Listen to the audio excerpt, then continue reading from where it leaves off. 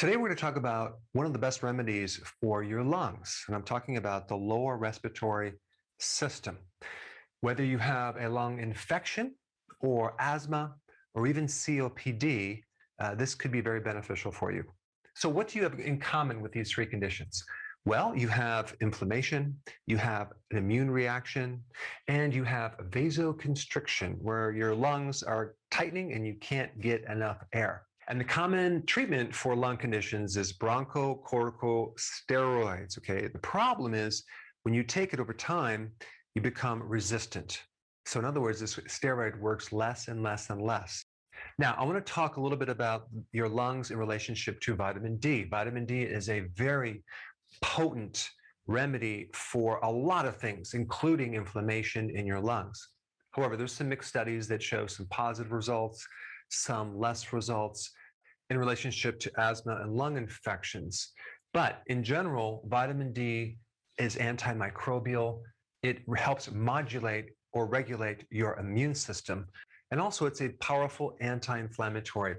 It also supports the smooth muscle of your lungs, so it can help you breathe better. Is this right here? It's called polymorphism.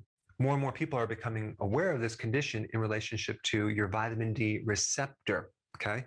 Now, you can get a genetic test to determine if you have a problem with this, but basically, to make it really simple, your vitamin D receptors are not receiving vitamin D like they should. So, even though you're taking a certain amount of vitamin D, you may not see the benefits from vitamin D because the receptor is not receiving vitamin D. So, that might explain why some people might experience benefits where someone else might not, unless they do this test and find out they need to greatly up the dosage of vitamin D, where they use 50,000 international units of vitamin D every single day for a few months, and they showed great results with asthma. But the point is that if you have a problem with your vitamin D receptor, the normal amounts of vitamin D are not going to be effective. Then there's something else, infrared, okay? Infrared light therapy has been used for a lot of things. It can actually inhibit bronchoconstriction and help you breathe better. It's a powerful anti-inflammatory. It can even help decrease fibrosis in COPD. Plus, infrared can actually decrease pollution in the air. All right, and then we have another thing called UV light, okay, ultraviolet light. Ultraviolet light can help sterilize or kill germs. They even use UV in helping purify water or killing microbes in your water pipes. So UV can help decrease pathogens in the air, which might otherwise overload the immune system, okay? The sun gives you UV light. It also gives you UVB radiation that actually helps you increase vitamin D naturally, and it's very inexpensive. It's actually free.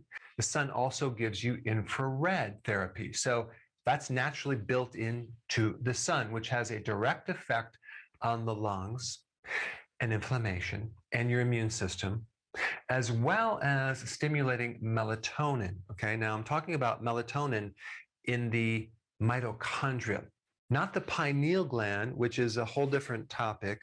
I'm talking about the other benefit of how infrared can increase melatonin in all of your cells. And so this is something new that you may have never heard about before, but melatonin has another function other than helping you sleep at night. It has a powerful antioxidant function in all of the cells in the mitochondria. It has a lot of benefits. One is for the immune system. There's another study that shows that it can actually help decrease coughing, okay? So getting more sun can give you all of these benefits. Also, one side note, vitamin D helps decrease corticosteroid resistance. So if you've used steroids in the past and they don't work, vitamin D can help correct and reverse some of that. When you walk into the woods, all right, you'll see a lot of green plants below the canopy of trees. So you'll see them in the shade growing fine. And you're probably wondering, now I thought it takes the sunlight to make chlorophyll, this green stuff in the plant.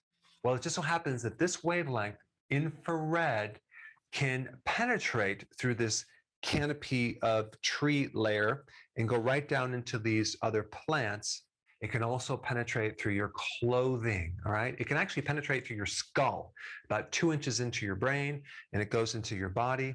So that being said, you don't always have to get skin exposure from the sun. Just by being out in the sun, even if you have a hat, sunglasses, and layers, that infrared will penetrate your clothing and get into your body and improve your lungs. So, what am I saying? I'm saying be out in the sun more often if you have weakness within your lungs. And you also get the extra benefit of being in fresh air because there's a lot of pollutants that are indoors that can also negatively affect your lungs.